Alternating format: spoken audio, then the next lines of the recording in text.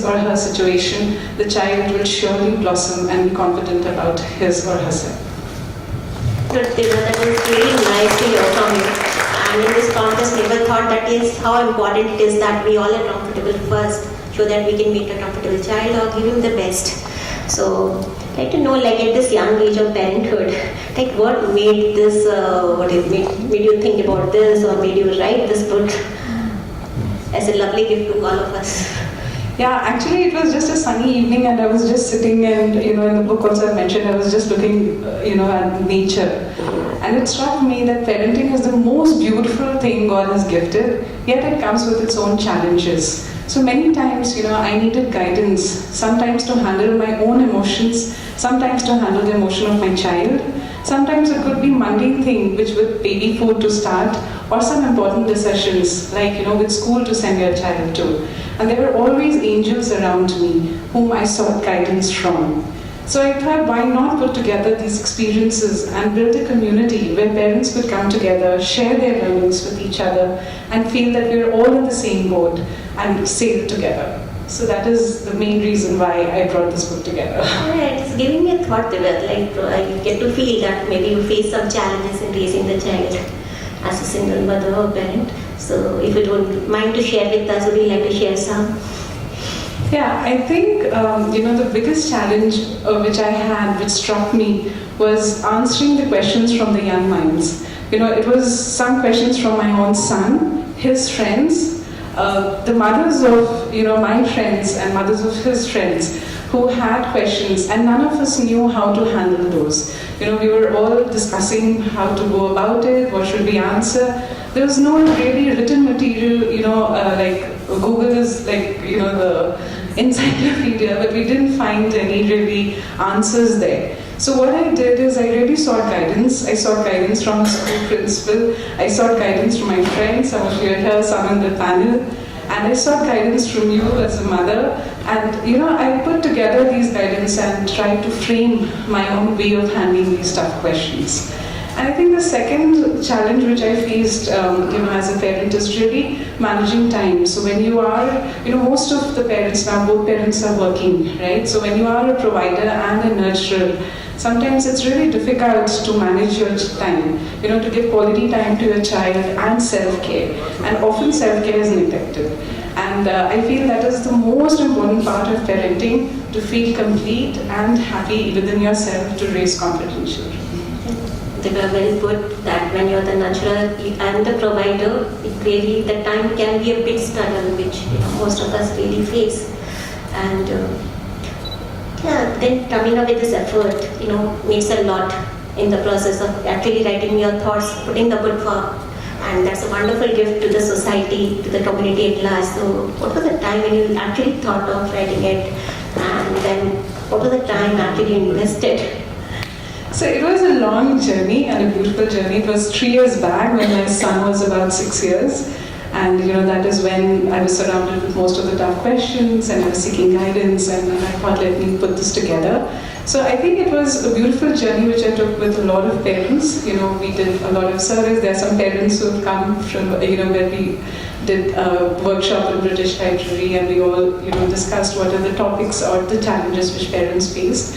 So it was a long yet beautiful journey of 3 years of putting this book together. It was so nice to hear that. We won't be taking much long, but we are curious to know, during this process of writing, this process of your journey, writing the book, you must have, there have been maybe your own learnings, so we'd like to hear those from you. I think one of my biggest learning was, self-correction. Because when I spoke to counselors, educators, other parents, I realized that there's so many things, which I need to course correct. And that was my biggest learning. The second was most of the parents, and mostly single parents, they were all associated with the social cause. And that was really, really very striking to me, that all of them were associated with the social cause, and probably that is what gave them the inner strength to go beyond, their own situation, their own problems, and live life, much more purposefully. Yeah, that makes a lot of sense. We actually benefit a lot when we put our thoughts together. And bringing this lovely book to each one of us, okay, and I feel we are all very proud to have this to be in this session, and we are looking forward for the book to be unveiled. I think we can't wait anymore. And with this note, I would like to request Ms. Master Arpit to please come on the stage. Dr. K. Lakshmi is okay, so not here. So, and the other guests on the stage, please.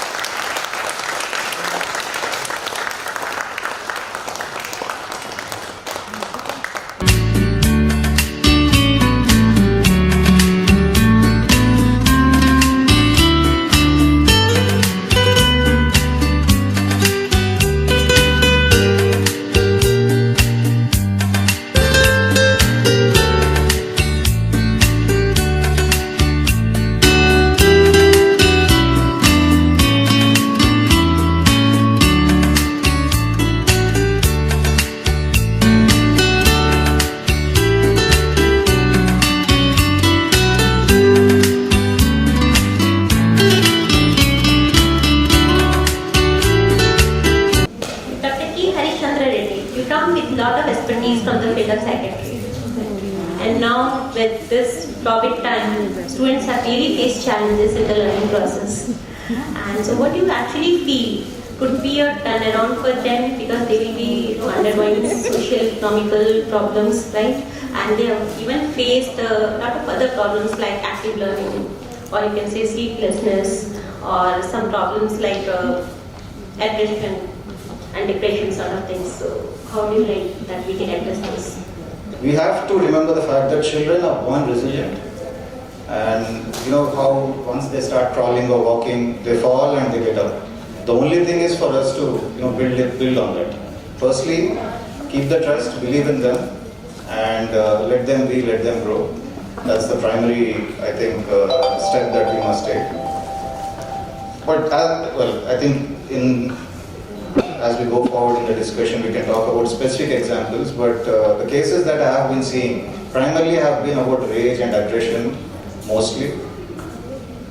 Unfortunately, parents can't handle themselves also because of the pressures that they're going through. So there have been times where the kids have, they really ended up in a very sad state. Self-harm behaviors have gone up. Ideas of harming self, or ideas of being abusive towards a younger sibling have gone up. And when I say abusive, of all forms. So it was a bit shocking. I've seen a few cases like that. Solution, like I said, it's up to the parent, the one-on-one time that we always talk about. I do understand that though there are no set pattern, but we can always help our children when they fall to get up and work through. And as you said, that time will be important for the child to be given by Definitely, and even the little time. We need not, it's not a rule to give like several hours in a day. It's probably not possible even. But the little time or the time that you are giving, be there completely. It can't be just you sit beside the child and do your own thing. When you are there, you are there.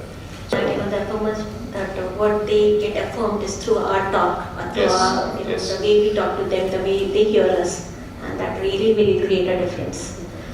Right now, with this situation, a lot of children like isolated from the peers, right? They are staying home, and now I feel children somewhere are in the comfort zone, right? You all will say that children are in the comfort zone. Earlier, we had to push them, but now they are, so comfort. I feel that even mixing up tomorrow or to be in social groups may become a problem. So that's a great point. In fact, yes, because the kids who have just started or who are in the age of nursery to class 1, class 2, that's the most difficult part, because they haven't even experienced school life. They haven't even experienced getting onto a school bus or being dropped at school, school dress, getting it soiled, things like that. It's just not there. All they've been having is just wake up at whatever time it was, do homework at whatever time they can now. So it's going to be quite a challenge. Dr. Shruti has vast experience in mindfulness. She is the director of Mind and Mind, and happy to have you in the session, Shruti. And we'd love to hear something like how this yoga practices and learning from scriptures would help children at this young age. So, thank you for the question, Kavitaji. Before I answer that question, I want to make sure that all of us are on the same page when we talk about yoga. Because a lot of times the idea that we have about yoga is bending, twisting, turning our body into various postures, and maybe then sitting down and doing some deep inhales and exhales, and that's the extent of it, right? But yoga is not that. If I quote from the Bhagavad Gita, one of the definitions that Sri Krishna has given in the Bhagavad Gita for yoga is samatvam yoga uchyate, which is equanimity of the mind, balance of the mind, steadiness of the mind is yoga, right? And even Patanjali Yoga Sutra, he says yoga chitta vritti nirodha. So what we call the monkey mind, especially nowadays, there's so many distractions in the world outside. We're never ever in a moment of silence or reflection. We're waiting for somebody, we have the phone. If there's never a moment of where you're just sitting by yourself, right? So the mind is always thinking a zillion different things. But if you can bring the mind to a place where those thoughts are not there, or it's steady, or it's focused on one thing, then that state is yoga. Thank you. It's very nice, and I'm really lost hearing from you that yes, it's not about doing yoga, it's about being in yoga. And the way you said that if we do certain things, our children will really follow those. Coming from your side, if you like to discuss with us, because it's lovely hearing from you, and you come with a lot of expertise. So, Shruti, you could discuss even like how could we cope up, helping our children to have a holistic development. I think I'll sound like a broken record, but again, holistic development, I think the parent obviously has always had a very important role to play in the holistic development of a child, pre-corona or currently, but I think even more so now, because that role I think has become more exaggerated, more amplified, because like we spoke about earlier, the last 2 years what we've seen is with the offices moving into the house, the schools moving into the house, the entire family, for better or worse, has been forced to spend more time in proximity with each other than they used to. So that comes with its own set of challenges. All of us are aware of that. I don't need to talk about that. But I think that also comes with this great opportunity for parents to have a very powerful and positive impact on the children. Again, the children imitate us. They see how are we responding to our stresses, how are we interacting in these changing times. Thanks, Shruti. And we'll be hearing now from Madam Sergio. She is the principal of Future Gates School and lady of unique potential, and I must appreciate the expertise which you have, the value system and number of children being trained through her. So ma'am, we would like to know from you, like during this online classes, there's a lot of imbalance in learning. Some children have benefited a lot maybe, but some well lost, okay? So how, and coming to school, as it is not about maths or maybe science, right? It's more about values, life skills, citizenship.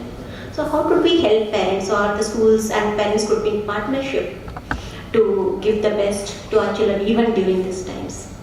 Now from a school perspective, I think the way we look at it is obviously we want to bring in a certain balance into a child's day, irrespective of whether they are in front of you or behind the screen.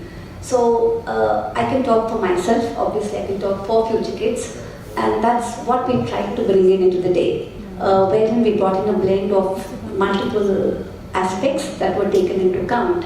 At the same time, there were places where children were just not adhering to it. I mean, they just didn't like the idea of a screen. So we had challenges right from a grade 1 child to a UKG child who just didn't want to sit in front of the screen. Obviously not. I mean, I hated it also initially. But what we did, and I think that's where the parents and us came together.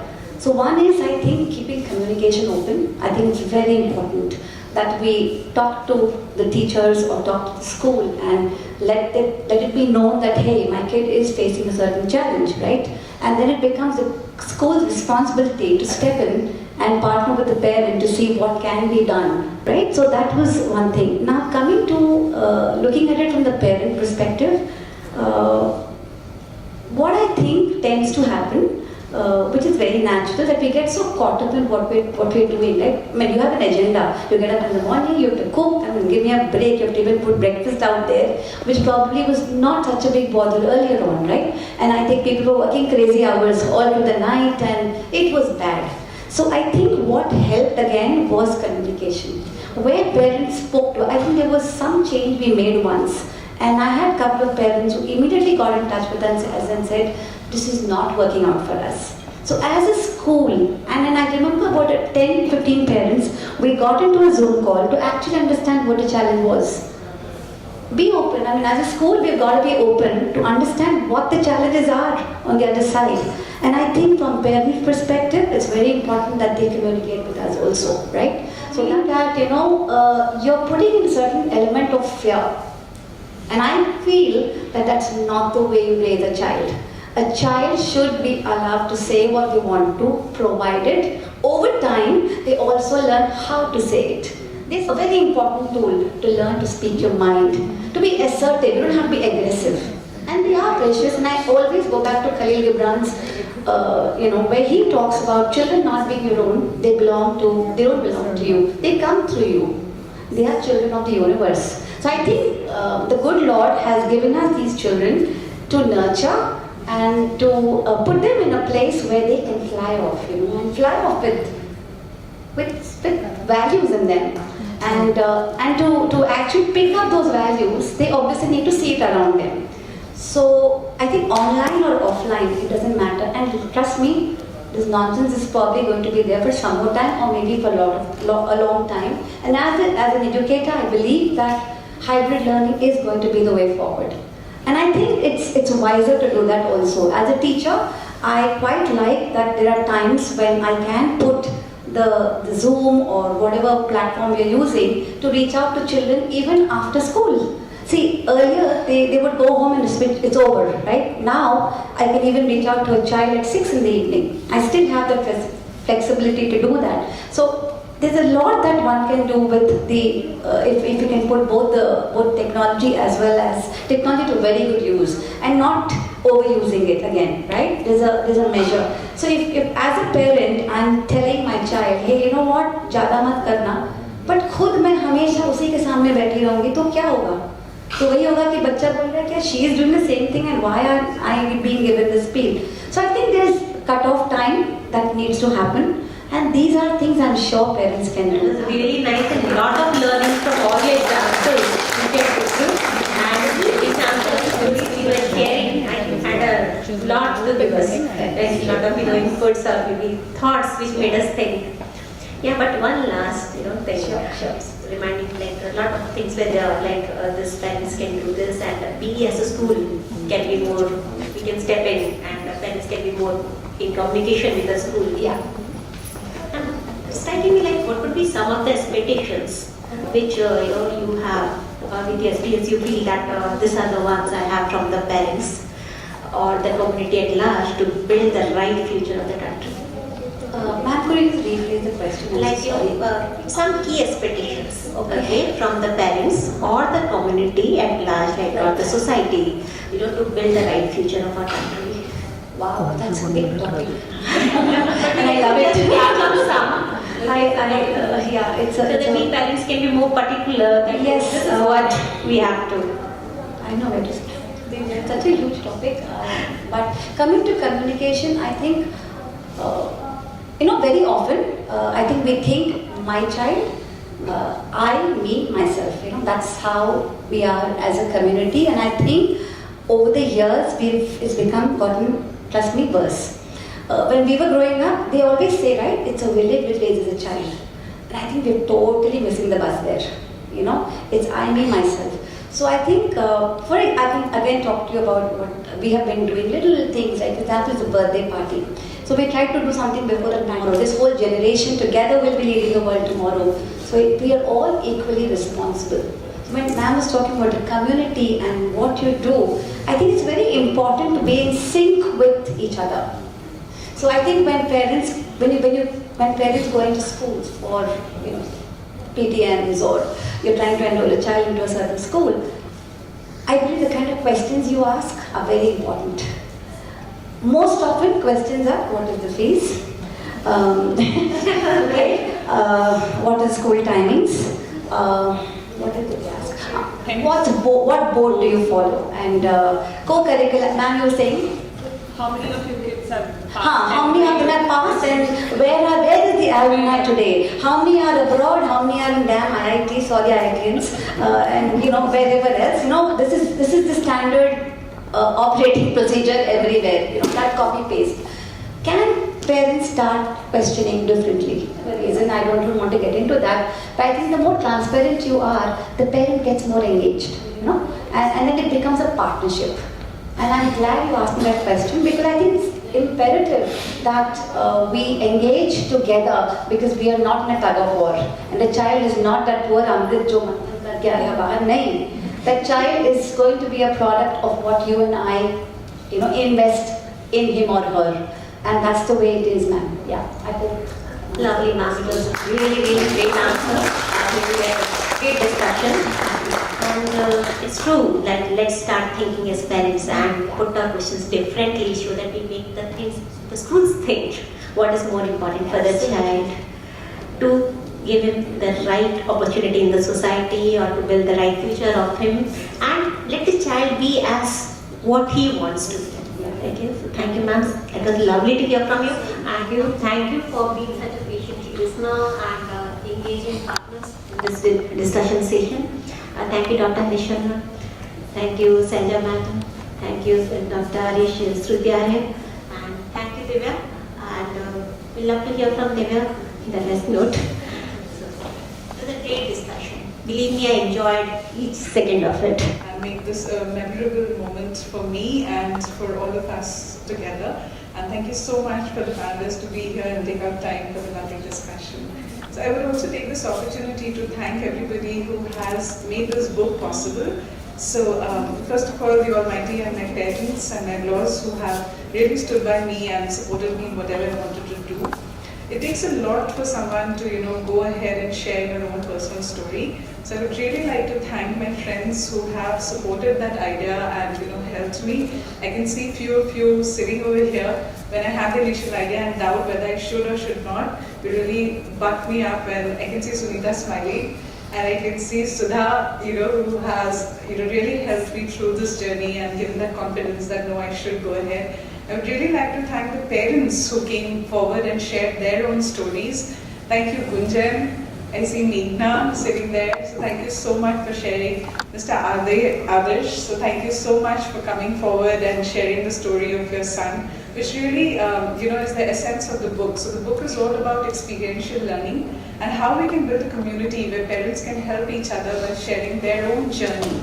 So, I have created a mail ID called Purnah-The@gmail.com, where you can share your stories and we can come together as a community. The more we share, the more we learn from each other. We have all had our own challenges, some sad moments, which more we talk about, the more we are healed and the more we have gratitude for our own lives.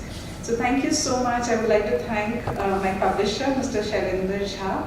He couldn't be with us today, but I'm really thankful for him to helping this book reach many parents. I would like to thank my school friends, Bhavya and Leena, who actually designed the cover page of the book and helped with a few illustrations which are provided. I would like to thank Revati, I think she left, who connected me to many more parents. I would like to thank Trishya and Shruti for helping with the event. And also State Gallery of Art. I think they really promote literature and art, and we're really thankful for providing this great venue where we could comfortably have a great discussion. And I would also like to thank some of my friends. I would like them to come on stage. Animesh, you were late, we called you. So my colleagues, basically, I think we don't have like a separate work life and a personal life. We have one life, and how we balance with our friends and family is what makes us special. So I would like to call on Animesh, Venu, Sudha to please come on stage.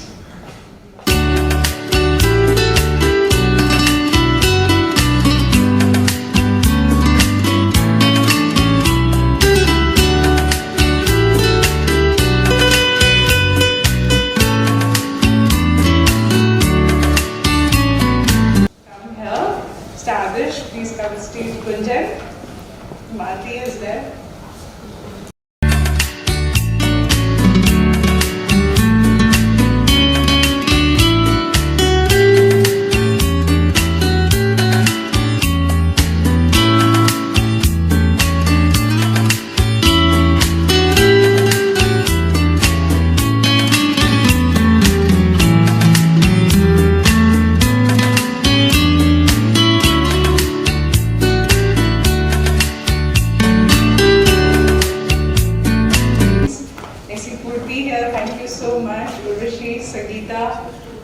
Nirmala, Trivina, Meghna, thank you so much. And last but not the least, Siddharth. You've all been the force behind this event and have made this event really, really successful and memorable for me.